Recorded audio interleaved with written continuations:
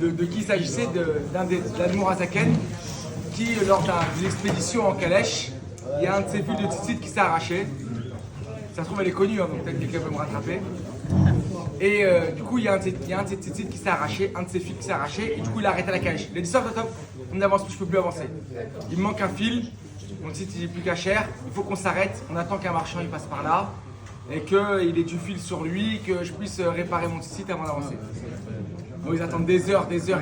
Finalement, il y a un marchand qui vient, il dit bon écoute, il me faut absolument un fil pour réparer mon tzitzit, il faut que je le répare. Il dit écoute, oui j'ai, mais c'est des grosses carrioles avec plein c'est le balagan dedans. Il dit ça va. Il dit écoute, ton prix c'est le mien, trouve-moi un fil. Il dit non mais c'est compliqué pour un fil, je peux pas m'arrêter, chercher tout fouiller. Ton prix c'est le mien, ton prix c'est le mien.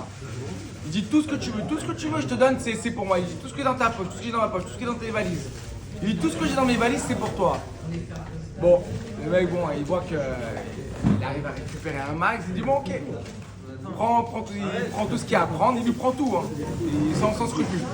Il lui prend tout, il lui vide ses poches, ses bagages, il lui prend tout ce qu'il a à prendre comme argent. Il lui donne le fil pour réparer le tzitzit, il répare le tzitzit.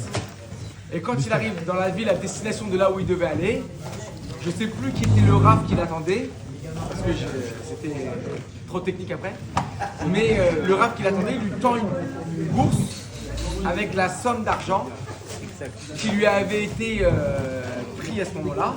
Il lui a dit c'est Eliaou Hanavi qui t'a mis à l'épreuve à ce moment-là. Et voilà la somme qui t'était destinée, elle était prête. D'où l'importance d'accorder. Ça s'appelle Messirut Nefesh qu'il a fait. Messirut Nefesh, c'est aussi de donner de l'importance et de savoir dans quoi on met de l'argent, dans les mitzvot, dans les tefilines, pour rejoindre ton histoire, de savoir que les tefilines, elles ont une vraie valeur ajoutée, les tzitzit aussi, et qu'il ne faut pas compter dans les mitzvot. Et ça rejoint un peu l'histoire de tous ces.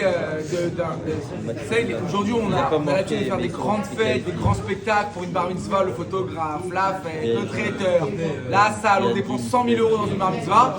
Et on paye les tefilines. C'est quoi 1 000 euros? C'est un peu cher quand même, je trouve pas, pour des tefilines. Alors qu'on a dépensé des centaines de milliers d'euros pour des photographes et des fêtes. Alors qu'on aurait dû se dire, ok, peut-être que les tefilines valent 100 000 euros et la fête elle vaut 1 000 euros. Savoir où on met le curseur dans la doucha.